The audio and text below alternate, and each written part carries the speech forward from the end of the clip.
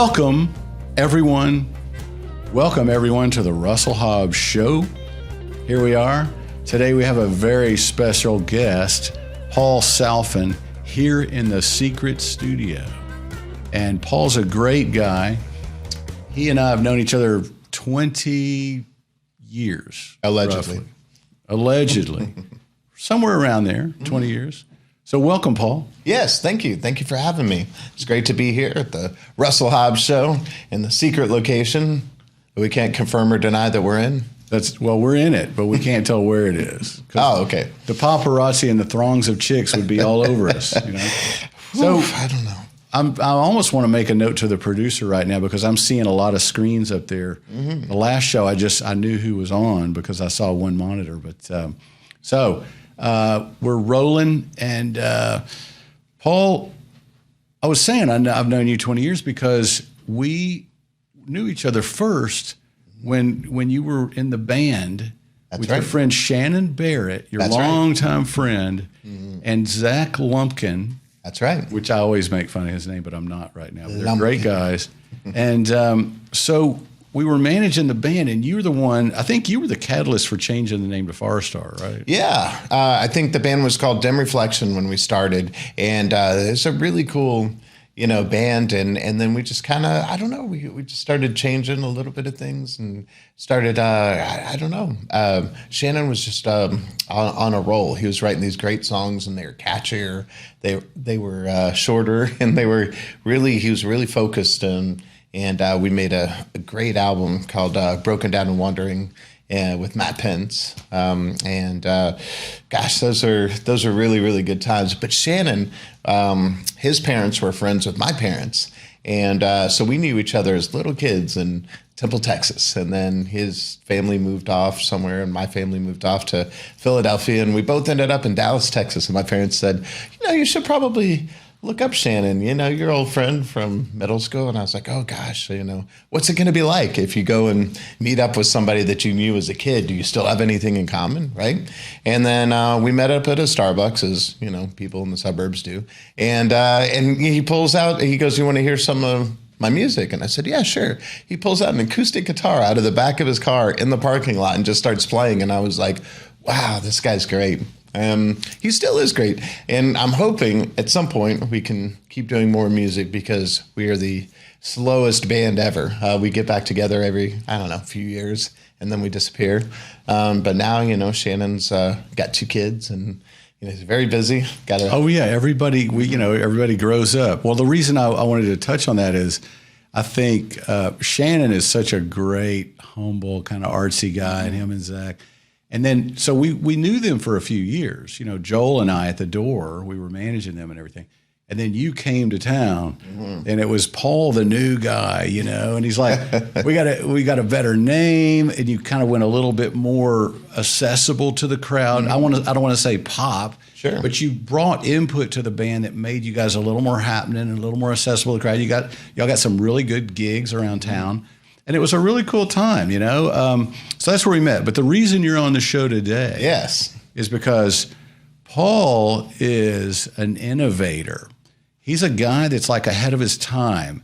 I thought, we had lunch a few months ago, and I'm like, Paul, how did you go from being this guy to being this guy with interviewing everybody, rock stars and movie stars? So Paul also produces the Drew Pearson Show on television, and Paul's done a lot of things which we'll get into today. So I want to kind of get into when you were growing up, what was your life plan?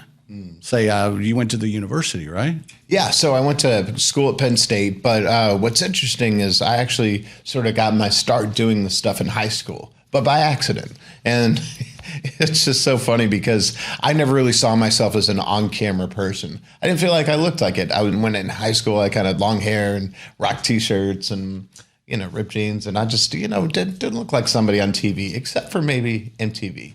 But I would see all those VJs on MTV talking to the bands, and I was thinking that would be the coolest thing in the world. They were talking to, Jimmy Page and Robert Plant, and, like those kind of people. And I was just thinking, man, that would be the best job in the world. And, but how do you do it? I lived in Hartsville, Pennsylvania, which, had almost no people there. And there's nobody famous from there. Probably never will be. And so you just think, well, how do I do this? So we had a broadcasting class in high school, which some people have, some people don't, but kind of like these little prison TVs and that are bolted to the corner of the rooms. And so they had all the students watching the news, weather, and sports, and everything just coming from other students, which is really terrible. And so I thought that they would put me behind the camera, which they probably should have. But I don't know, maybe as a joke, they put me in the weather. And so, people are watching me do the weather, and they're seeing me probably looking like right now, like a little tired and a little like, flustered, by life. And then, and then all of a sudden I'm reading the weather and, back then holding up cards, and I'm trying to read them, and and I'm going, today it's sunny and cloudy and 70, and people are going, is this guy high? And I wasn't. I was just there I was reading the weather. And so the teacher is very dismissive. He thought, this guy's not going into broadcasting. So he said, well, he's a gruff little guy, and he'd go, you like bands. Go talk to some musicians. Oh, because we had to do our own segments. That was a good moment. Yeah, and so that, of course, sent me right downtown, the middle of Philadelphia, and knocking on stage doors, side doors, bus doors, anything. Me and my friend Joe, and he had the camera, and I would stand there at the microphone and be like, our show sucks. Will you be on it? And all of these big bands are like, yeah, sure, kid. And some of these people just took me under their wing, and I got to go on tour buses and backstage and, on stage, and just things that just seemed so fantastical. And I was like, oh, this is it. This is how you do it. And I was seeing people that I saw on MTV right in front of me, and it kind of made sense. And then I thought, okay, this is what I want to do. And so we brought the segments back to our teacher, and he literally smacked his head and he goes, I meant bands in the school. He goes, oh, wow. He goes, but good job. I don't know how you figured that out. So then I get to Penn State, and I go to the paper, and I go, okay, here's what we could do. We could talk to some bands. I'm managing a record store, and, people come through there, and maybe we can, I don't know, do something. Nope. They were not interested because it had nothing to do with football, And so I just kept thinking, all right, well, how do I do this then? So we started our own online music magazine, and, having to do with the records. Wait. Let me stop you there. Yeah. Because you told me this at lunch a few months ago. Mm-hmm. When you say online magazine, everybody thinks, they take for granted the concept that you just mentioned, online magazine. But when you started your online magazine, there was no online. No. You were ahead of your time. So now embellish that. Yeah. Well, we this is how long ago it was. We had to make fax requests, to talk to the artists, which oftentimes either got lost or who knows, and or we'd have to call the office of the record label and say, hey, can we go talk to whoever? But for some odd reason, we caught we caught the just with the .com boom, and all of a sudden it's like, everyone's like, oh yeah, a .com, right? Yeah, okay, well, we'll come and interview these bands. And I got so lucky because in Philadelphia there's the Daily Paper, which only covered kind of like the Elton Johns of the world and that kind of thing, Billy Joel and those kind of people. And then there's the Philadelphia Weekly Paper, which only covered the cool hit bands. So where did that leave everyone else?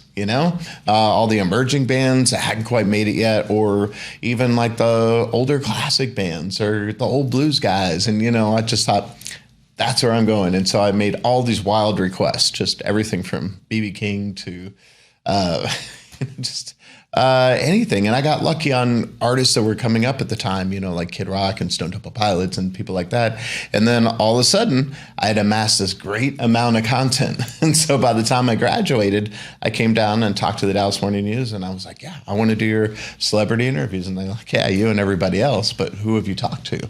And I had this whole thing to show them of all these interviews I'd done, they go, oh, okay. And so I started doing that, then got picked up by a magazine, and then got picked up by radio, then got picked up by TV. And so I made this whole full circle journey just by sort of like just wandering into things and just sort of asking the right or the wrong questions, and just really asking people if I could talk to them. So that was kind of cool. That is beautifully cool, the way you had the impetus or the impulse to go talk to the bands you loved, and the timing of it was right before the internet really hit. Mm-hmm. And so you told me one day that a lot of the bands would say, oh, no, we don't know what that online thing is. They blow you off. But a lot of the bands, or the band manager or the publicist that knew what was coming would give you access, and you were like one of the only guys doing it. Yeah. So it put you in a really good position. So you were sort of ahead of the curve on the internet. Yeah, and there was the dark ages, too, of the internet. I feel so old by saying that, but it really was a sort of confusing time because not everybody had cell phones yet, and not everybody had. And so, you would talk to somebody and say, yeah, talk to Tom, he's the tour manager, and you go there and, they wouldn't know who, like, wait, you're supposed to do what? And then sometimes I would get lucky and they'd just go, oh, yeah, go ahead. Or I'd talk to the artists themselves and they go, well, yeah, of course I'll do it, And it wasn't always, I don't think it was the right way you were supposed to do things. But man, I got so lucky. In fact, I'd mentioned B.B. King. He was not doing interviews officially. If you asked to do an interview, he's just not doing it. There's nothing you needed to promote, and he's older, and he had a guy named Sherman Darby who had been with him for 30 something years, I think, at the time. And I just decided to ask him, how do I make this happen? I can't seem to get anywhere getting an interview with him. He goes, all right, I tell you what. It really seems like it would mean a lot for you to talk to Mr. King. So what I'm going to do is I'm going to let you on the bus, and you're going to go to the back, and you're going to say, Mr. King, I'd like to interview you. And if he says yes, then you sit down, and you be nice, and you have your questions, and then you get out. He goes, and if he says no, then you leave immediately. Okay, great. And he said yes. He said, well, sit down, son. What do you want to know? And that's how I got to interview B.B. King. Just by asking the question. And so now I just sort of have this, this mindset that, well, anything, can happen. I could probably talk to just about anybody. And, if there's maybe somebody that's somebody that I want to talk to, maybe it might just take me asking them, And it's been kind of interesting going through that because now, thousands of interviews later, I think I've talked to just about everybody I want to, which is really interesting.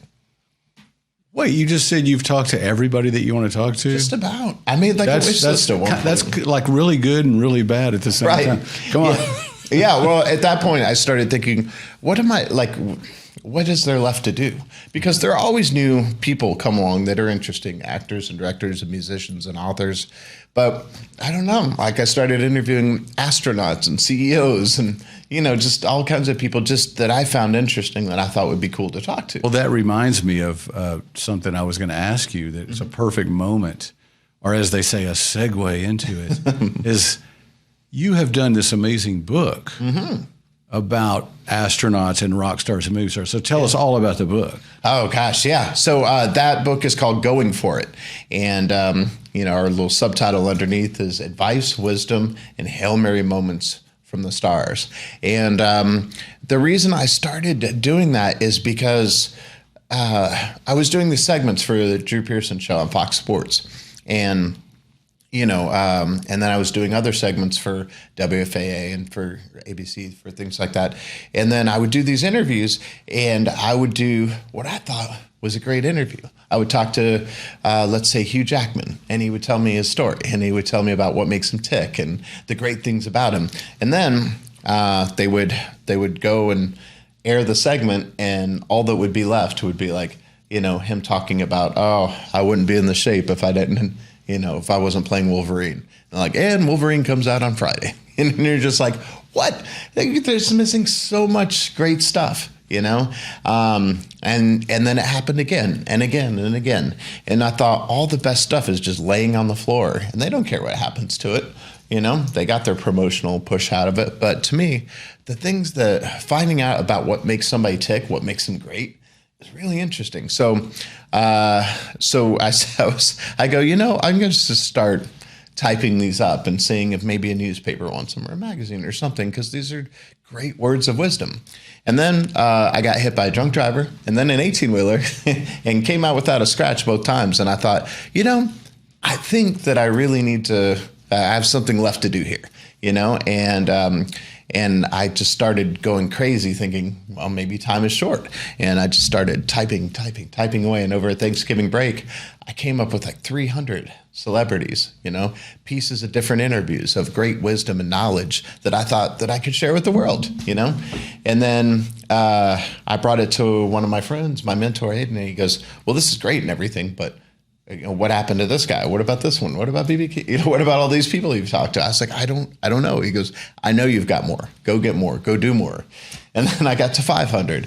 Okay, yeah, that's good, but keep going. And then the pandemic hit. I was ready to put the book out, and then we got stuck inside, and who knew? And all of a sudden, people were thinking, I don't know. I was thinking, do people want to hear from celebrities right now? Like, do they, because they got a little bit of backlash for being like, oh, easy for you to say you're locked away safe in your big mansion or whatever. But as it turns out, that people do. They did want some hope. They did want some inspiration. And so I started doing all these big interviews by Zoom.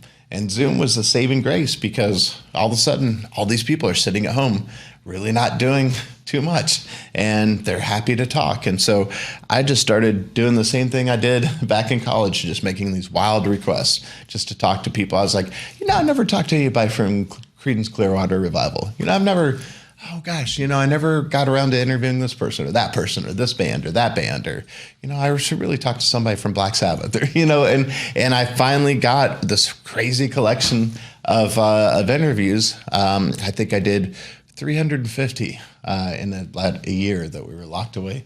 And then all of a sudden, it became 1,000 stars. So now it's the Hail Mary moments from 1,000 stars. And it's really been fun to kind of go through this and just pick at people's brains and find out what makes them tick and what makes them great. And I can't wait to share it with the world. And I'm hoping to get it in schools and libraries and just have these great moments of inspiration. Just keep inspiring people.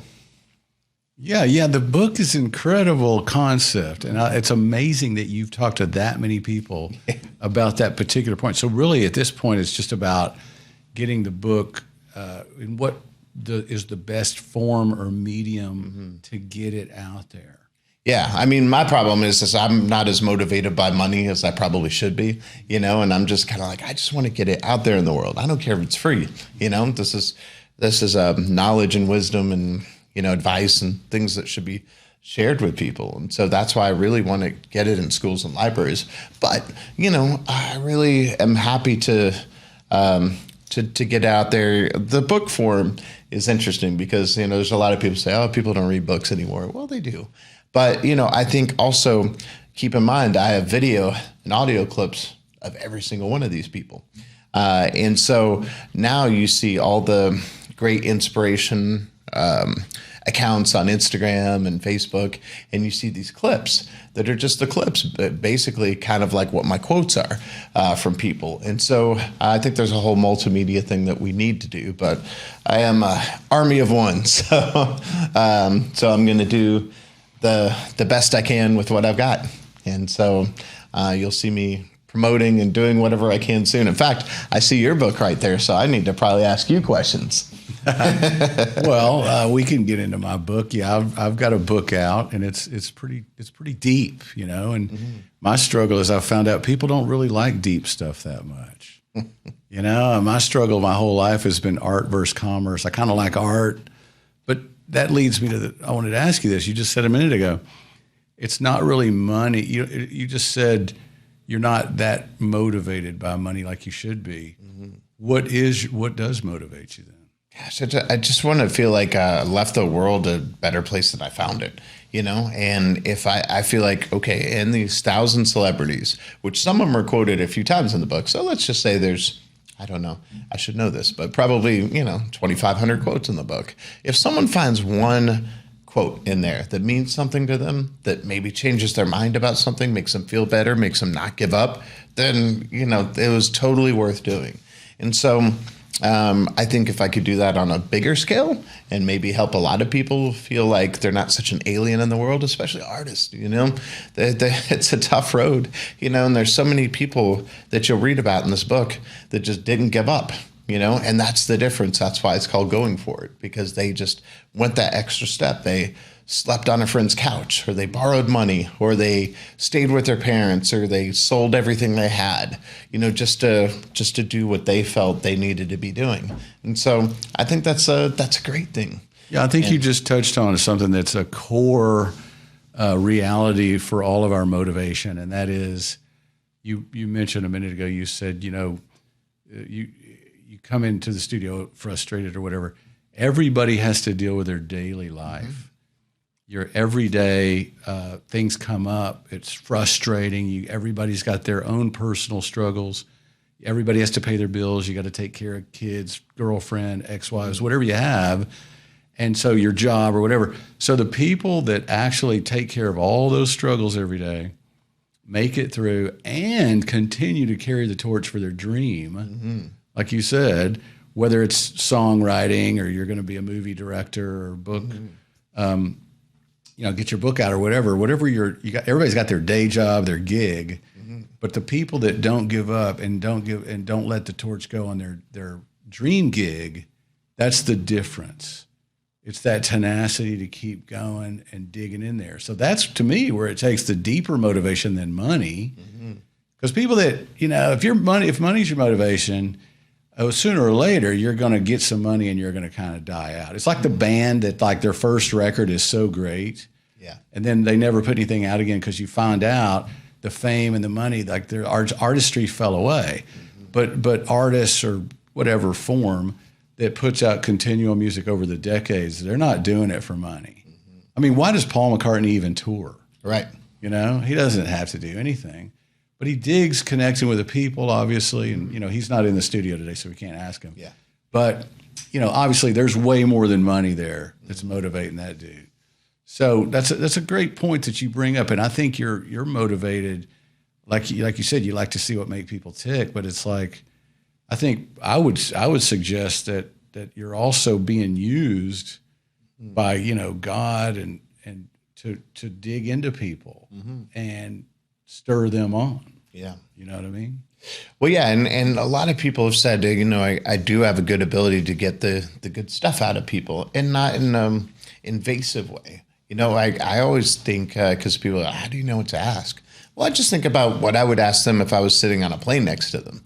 I just curious about their life, like what makes them great, what makes them tick. And it's interesting how much people will open up to you if they feel that you are genuinely interested in them and you're asking a sincere question. They'll give you a sincere answer. And gosh, these people are special, because people are, oh, celebrities are just like us. Well, yes, but there is something special about them. There's a reason why people are magnetized towards these particular people, because they have a talent or they have something about them that is kind of special. And people want to know more about it. And there hasn't really been a book, as far as I can find, or as far as I could tell, that kind of talks about, their success. Like, people have written their individual books, but there's nothing, I don't think, that's brought so many different kinds of people. In the book, you have everybody from The Rock to Kevin Hart to Metallica to Tiesto to Buzz Aldrin to Richard Branson to Mike Tyson, and these are wildly different people with wildly different stories. But, they're all very successful and very cool in their own ways. And I think there hasn't really been anything that brings together such an eclectic group of people to talk about how, they're just normal people that have done something extraordinary. And hopefully that will inspire other people to do it. And like I said, if I'm going through the airport someday and someone goes, oh, I read your book, and, I actually thought about quitting, or, and then I read this story or that story, or I just kept having all this positive reinforcement, then that'll make me feel like I did something good here. Yes. I'm trying, at least. No, I think it's harder than it looks. The book is super important. Mm-hmm. You've collected so much, so many different humans' perspective mm-hmm. and everything. It's like it's an amazing project. Yeah, thank you. So yeah, hopefully we'll share it out in the world. And so when I finished, I guess to wrap around, the urgency of like, how much time do we have? When I finished it, I sent it to my friend. I go, okay, if anything happens to me, if I fall off a cliff, if whatever, another truck comes for me, then please make sure this comes out. Please make sure this gets out in the world. So I've now sent it to enough people. It's in the design process where they're making it formatted and putting the pictures in and stuff. So, even if I don't make it, the book will. And of course, when we write books like this, they outlast us. So hopefully we'll have done something that makes a mark with somebody. Maybe someone will read your book and, now and maybe a few years from now, and it'll mean something to them. It'll touch them in a way that it's supposed to, and that's a beautiful thing.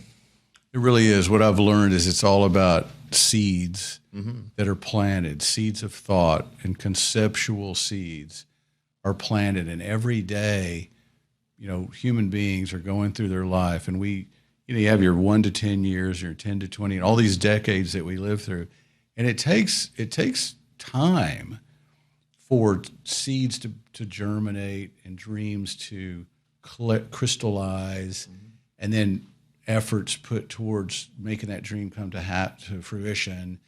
And so everything does take time. And so a lot of times people judge someone or their life or their where they are in the process or whatever. We can judge so easily, but you never know what someone could end up accomplishing when they're 40, 60, or 25 or whatever. You never know. I mean, early bloomers, a lot of times, I was talking to somebody yesterday, like the football star in high school that he's the homecoming king with the cheerleader and all that.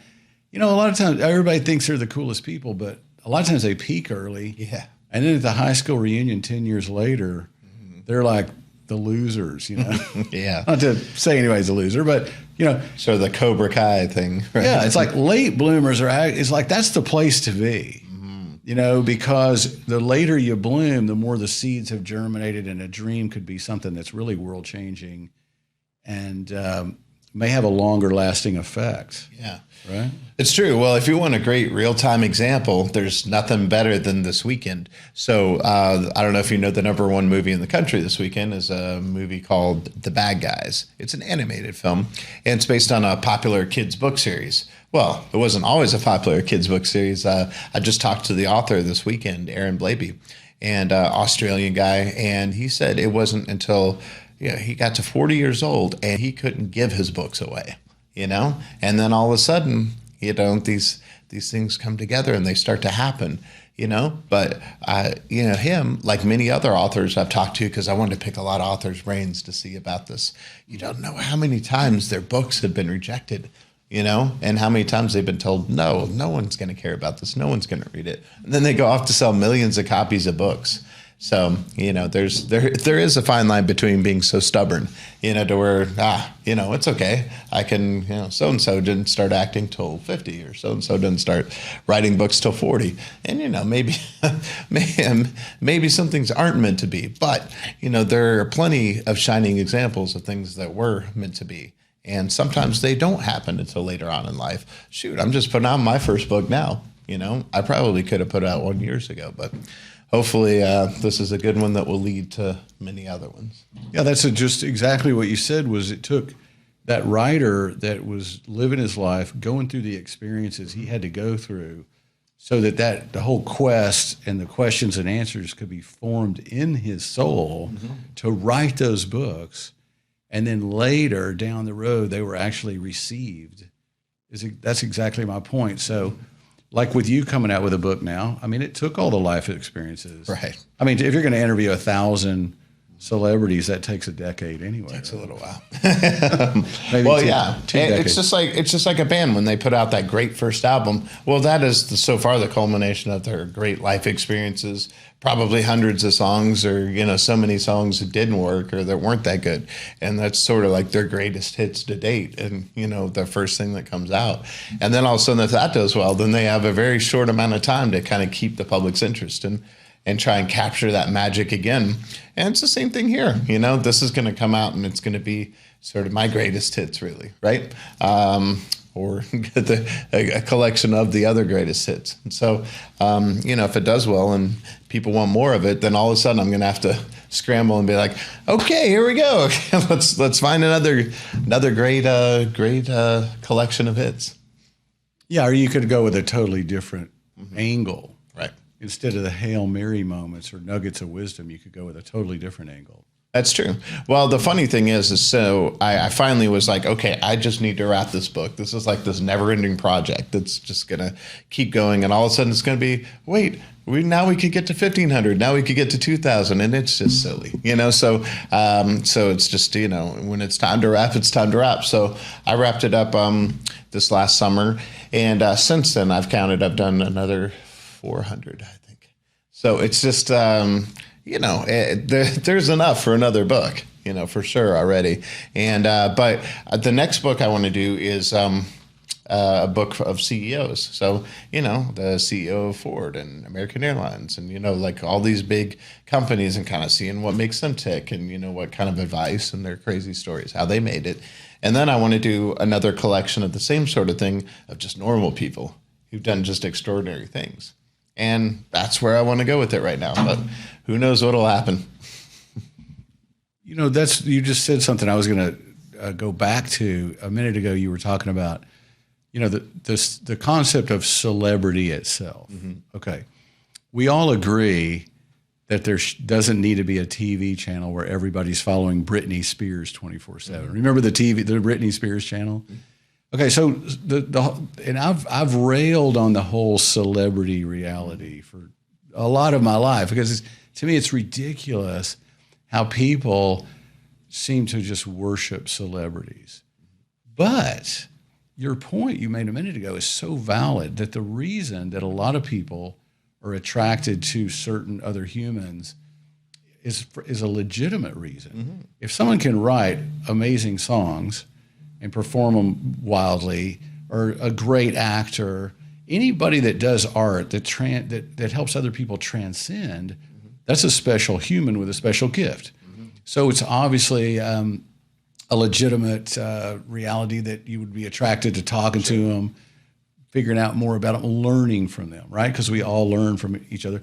So that's the good side of celebrity, right? Mm-hmm. Then there's the bad side of celebrity that's like sort of the merchandising of celebrity, or the sort of like an almost idol worship of people that don't even really, I guess a lot of people fall into where they're not really working on becoming a better person, but they have vicariously lived through a celebrity. Yeah. So that's like the downside. So you, being a guy that talks to celebrities all the time, what do you think of that? I mean, what do the celebrities say about that? Oh gosh, it's so all over the place because there are so many people that are just happy to be in the room. They're happy at the success that they achieved, and they're just trying to stay, relevant and in front of people and that kind of thing. But then there's also a whole faction of people that are just that they sort of came upon it accidentally. They didn't set out to be a star. They didn't set out to have all this attention, and it's not really what they want. The funny thing is people ask about like if the celebrity changes them, that the status, and it really doesn't oftentimes. They are who they are, and it's just sort of an amplified version. Because if someone's raised by good parents or respectful people, and they're just and they're smart and they're focused and they're probably going to continue to be that way, But if they grow up in a messy circumstance and chaos and all that, is probably just going to keep going like that, And so the people that are nice, just at their core, they're probably going to continue to be that way. There's this whole funny thing where people think that all of a sudden if they're stars, oh, don't talk to me, don't take, whatever, and it's not really like that. I'm around it enough to know that it's, the people are happy to share, their art and certain parts of their life, and they're okay with it. And I don't think, and the reality thing is a strange concept because it's the, as the people of the Kardashians tell me, no, it's not reality. It's unscripted drama. So, I think there's so much of it that's just, it's a lot of it's planned out, and a lot of it's, sort of what they want you to see. Right, because there's a sad reality that everybody loves to watch a car wreck. It's like sometimes ugly things are attractive, right? So, unscripted drama. That's a good one. Yeah, and it is funny being around it, but I really like a great percentage. In fact, almost all the interviews, because people are like, oh, who's nice, who's a jerk, all that stuff. I don't know. A lot of them, you're talking about a really easy subject and something that's, it's themselves, and they're great talent and they're great art. So a lot of them are really easy to talk to. It's not, what I do is not invasive. I'm not trying to, dig up dirt on them or make them feel bad about something. That's just not what I do. There are other people that may want to do that or may want to blow their good name on something like that. I'm just not that person, And so, if you're dealing with people on like a respectful level, that they're great to you. So I don't really see a whole lot of the bad side of celebrity, other than some people are just not equipped to deal with it.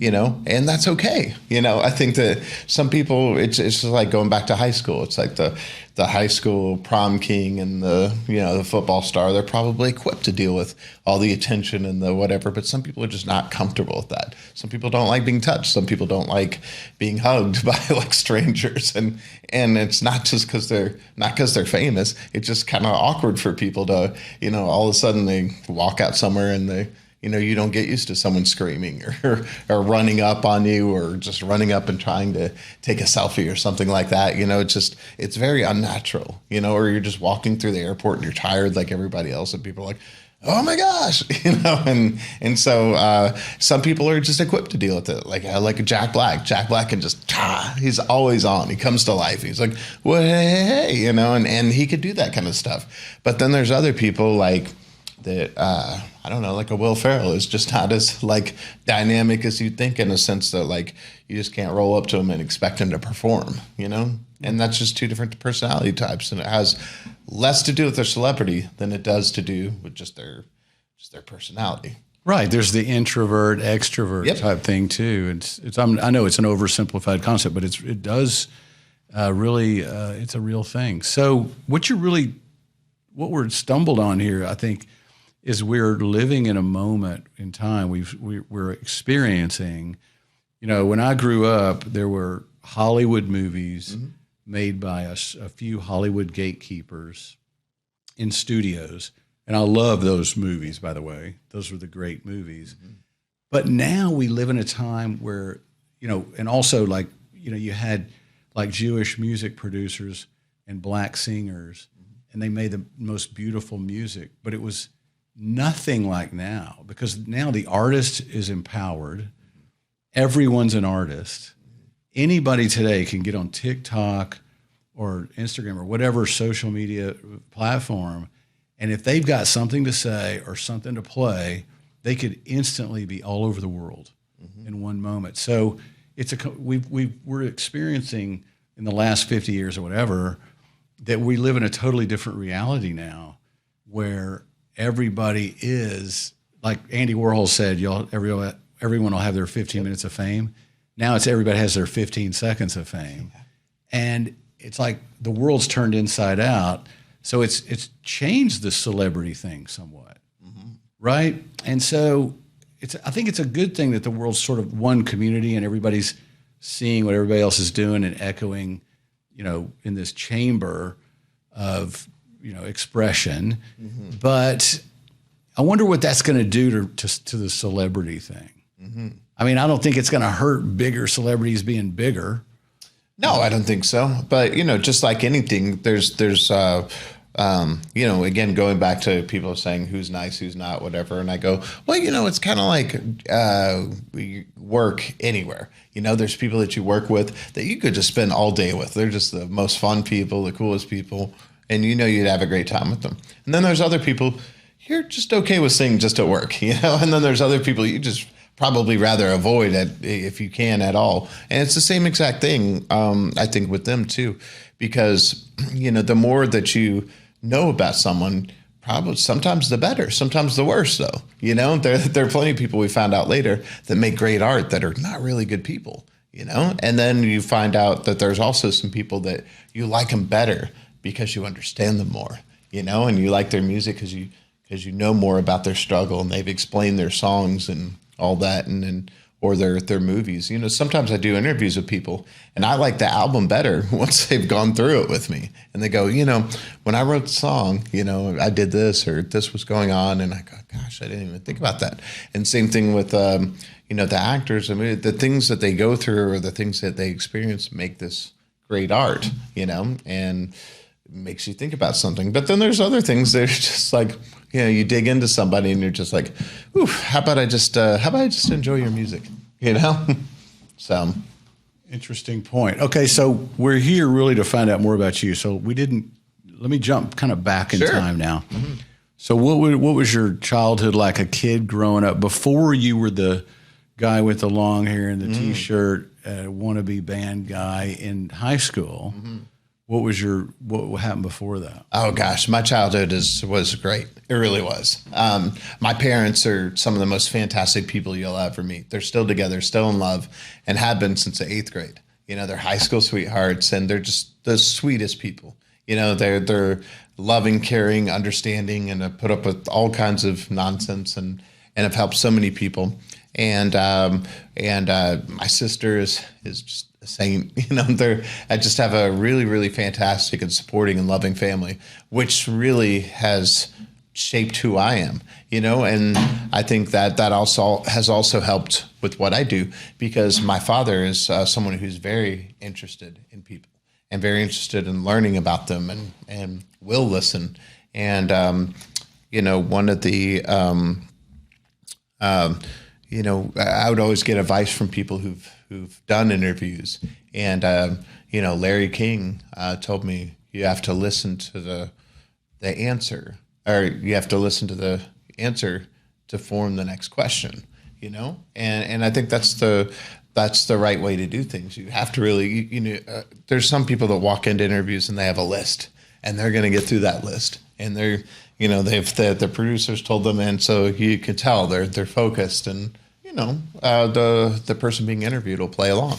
But the best interviews are where you go in with nothing. Maybe you know how you want to start it, but then the conversation just takes it, how it's supposed to. So I think that the great part about what I do is that genuinely finding out about people, and it's I don't know. It's been a wonderful journey so far. So you have a beautiful, loving, stuck together forever family. So you're sort of the black sheep then. I really am. Yeah. I mean, I don't know what black sheep means. I guess it's a good, but we use it. It's me. Look at me. No, I think they really do enjoy what I do. Yeah. But, and they like to see me happy. But I think it is kind of an alien thing to them, like, oh, what'd you do today? And they're like, today, for example, I've already done 4 interviews, today. And if I start to tell people about who they are or what they're about, people are like, that's weird. That's what you did today? Yeah.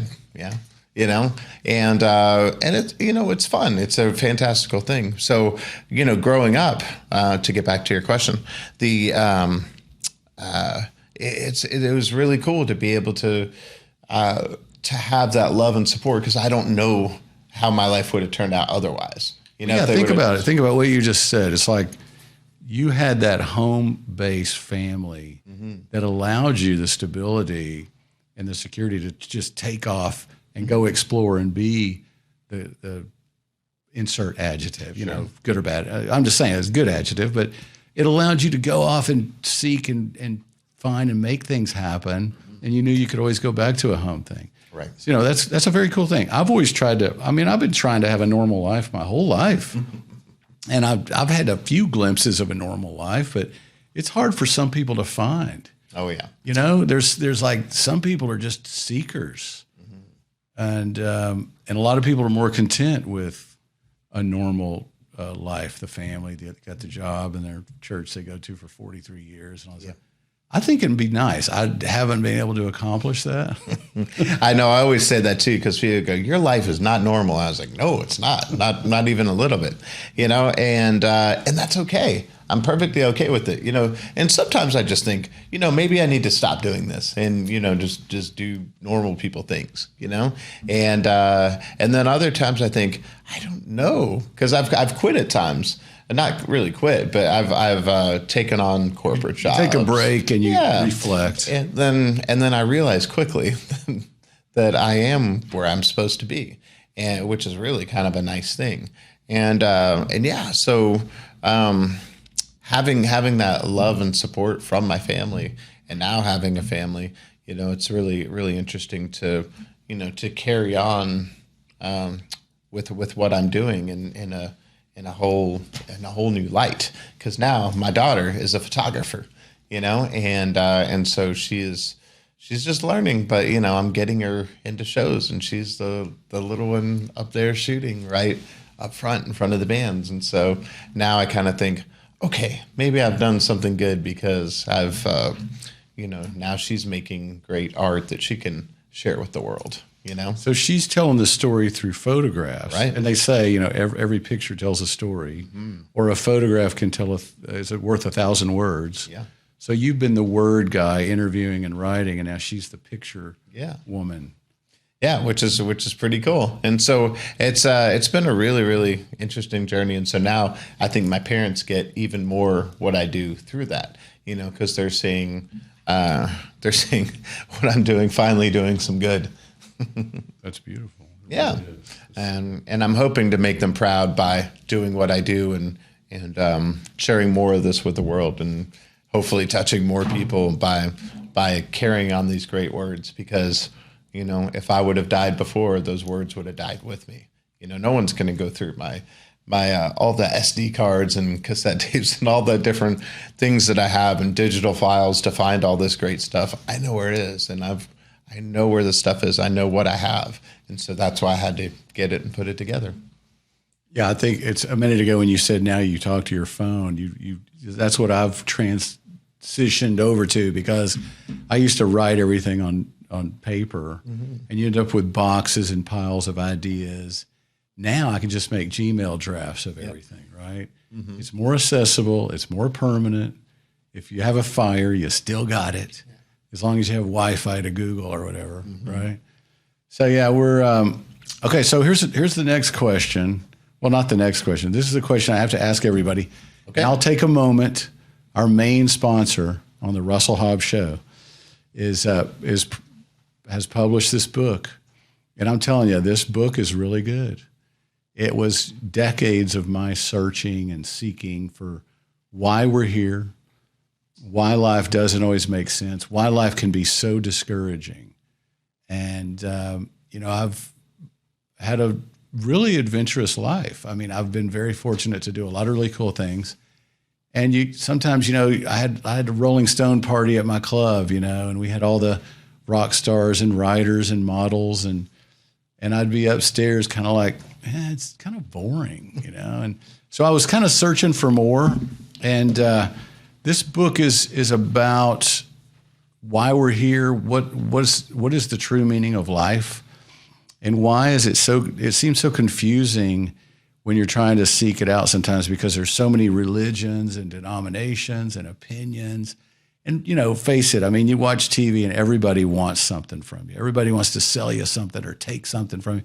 Life's a jungle out there, So there are answers in this book, trust me, that are age-old, tried and proven. And so anyway, try to get my book. It's russelldavidhobbs.org, or it's out there, Amazon, whatever. So, Paul, here's a question that I ask every guest. What do you think about God? It's interesting. I'd mentioned my parents before, but my father was a pastor. He just recently actually retired, but he gets called in every once in a while to sub in. But it's something that never leaves him. And, it's an interesting thing. He is a very religious man, but he never pushed it on me and my sister. He would always encourage us to go to church, of course, and, uh, before we were able to drive and, make a lot of our own decisions. Of course, we had to be at church, but he never, he never forced religion on us in a way that, of course, we would say a prayer, at dinner. But he never made us feel bad about how much or how little we included in our lives. That was for us to decide. And so, and he would always try and be as practical as he could. He didn't often give answers that would have God in them by name, And so if someone passed away or something bad happened, it wasn't like, well, this is maybe what God wanted. No, he didn't do that. It'd be like, well, that's terrible. And, hopefully we can keep them in mind and, see what we can do to help. He would always, we'd go on family vacations every summer, and it was like the Griswolds in vacation. We'd get in the back of this car, and we'd have the family dog and, the camper behind us, and, just me, my mom, and my sister, and they would sing, and, the whole deal. It was very funny. But my dad would always stop and help people that were on the side of the road. He couldn't fix cars, but he would give people a ride to the extent, which means we would give people a ride. So all of a sudden, me and my sister would have this weird person sitting between us. We'd be like, Dad, and he would pick up hitchhikers and he would feed people. If they're homeless people, he would say, well, I can't give you money, but I'd be happy to feed you if you're hungry. And so he really just sort of lived and lives in that example. And he's always, he's as a man of God, and he acts in a very, very wonderful way that sets a shining example. And this has really been a great example for me. So it's very wise is to live your life, but it sounds like he lived his life like Christ, right? But he didn't try to make you guys believe anything, because it's so wise to let people discover and choose what they believe for themselves. Mm-hmm. That's where most people I talk to in life every day, that they know religion and they're turned off about religion and God, because a lot of times people are trying to project their beliefs on other people. And even your own dad mm-hmm. lets you be free to not found, but establish your own beliefs. Well, yeah, and it could have gone the other way too, because I have seen the bad side of organized religion too. I've seen that it is a business. The churches still have accountants, and they still have lawyers, and they might be good, people that mean well. But sometimes they're not. Sometimes there are snakes in the grass, and I've seen it for years and years, and it's really kind of bummed me out. But I've seen my dad, overcome that and still stay on the path and stay on the mission, regardless of how rough people can be. And so it's really interesting, sort of, having to discover God for yourself, and maybe you think about, maybe it is through other people or through other examples, and you find great examples, and, sometimes you don't find it as much until something happens to you, or, like for the example of getting hit by the drunk driver, or getting hit by the 18-wheeler, or having a kid, and all of a sudden you go, maybe it's not me. Maybe it's my kid, maybe it's their kid, maybe there is something left to do though, and that is I think one of the great religious experiences, is to realize that, that there is really something that you're supposed to do. And there is a plan for you. It's not really written out, and there's no way to figure out what it is. But, to try and go with it and try and just keep in mind all the great things and the great possibilities. And it's really like confusing, because faith is an interesting thing, isn't it? It's something that where we have to believe in something that we can't see. And in such a visual world, that's a really, really tough thing for a lot of people, and there are a lot of people that are lost and hurt and broken, and, they have what they feel are really reasons not to believe, and who are we to change that? But maybe we do by example, and give people that hope, And I think that's the best experience that I've had in it, are things that I just can't really explain myself. Yeah. So what you're saying is we see so much evidence of suffering and chaos and, struggle, but there's not as much evidence, quote unquote, that any creator that is there or that he cares. Right. Well, for a lot of people that is true, but but it's sort of the glass half full or glass half empty kind of thing too. It's how you choose to look at things. Sure, there's a lot of bad things of it, but there's a lot of good things in the world. You're like, oh, there's so many bad people here. There's so many bad things going on there. Yes, but there's so many good people, and there's so many good things going on. And you try and choose the right side. It's a great point. Great point. Because to me, it's the beautiful mess, and every day you see the God's glory manifest through people. And I remember I used to hear this song about God's glory and all the earth, and I thought, that's so hokey. What does that even mean? And now, through years of struggling and seeking and disappointments, and then what's the opposite of disappointment? Reward and joys and accomplishments. Now I look at it like I see God's glory in the nurse at the hospital, even the police officer, sometimes friends helping you out when you're in need, and you see God's glory everywhere around you. He's keeping us all alive every moment on this spinning ball through space. I mean, it's so obvious. So that's a great perspective you have. I want to say your book to me is amazing. Thank you. I mean, not as good as my book. Oh yeah, but we're not competing. You got to pick it up. Our books are so. Every time I say book, I have to pick it up. But I'm just saying, our books are so different. We're not competing. We're in different categories. But no, your book to me is just amazing. Thank you. That you have actually been able to talk to that many people that are profound people. And so my hope and prayer is it really gets out in the form it needs to, where everybody in the world can read it. You know what I mean?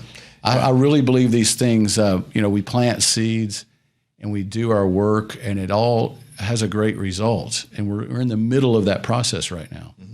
What's interesting is it was with my book, it's not meant to be, it's never set out to have any sort of religious slant to it. But what's interesting, some of the answers are completely religious. There's so many people that mention God or mention, their faith or, those kind of things in the book, which is interesting, right? That maybe it didn't set out to be that. Right. You gave a neutral format, and that's what's in the people's soul, is to share sometimes. Yeah. And maybe one of those answers, or maybe one of those shining examples, will be an example for somebody else, which could be, that long way about of God's work, right? That's right. That's beautiful. Well, we're coming up to the end of our time here. All right. Time is a reality, and we can't just go forever. It's fun, but we can't do it forever. So we're going to end the show pretty soon. Just warning you guys out there so you can prepare that we're about to check out here. And but it's been really fun. Yeah, it's been great, man. Thank you for. Usually I'm the talking monkey, and I'm just asking the questions. It's interesting to have the questions asked of me, so I hope I did okay. I know, and I would say it's intimidating to interview an interviewer, but I'm not easily intimidated. No. And, so whatever. Okay? And we've known each other for years, so it's okay. Yeah, I know that was sort of a backhanded joke, but you're a good interviewee. Yeah, okay, you're pretty good. And it was really fun. And ladies and gentlemen, thank you for watching today. That was the Russell Hobbs Show and Paul Salfen, our illustrious guest. So pray for us that our books go far, and go ahead and read my book quickly. You need to get it on Amazon because Paul's book's coming out, okay? And I want you to read my book before Paul's book comes out. And we love you, and we'll see you next time on the Russell Hobbs Show. Thank you.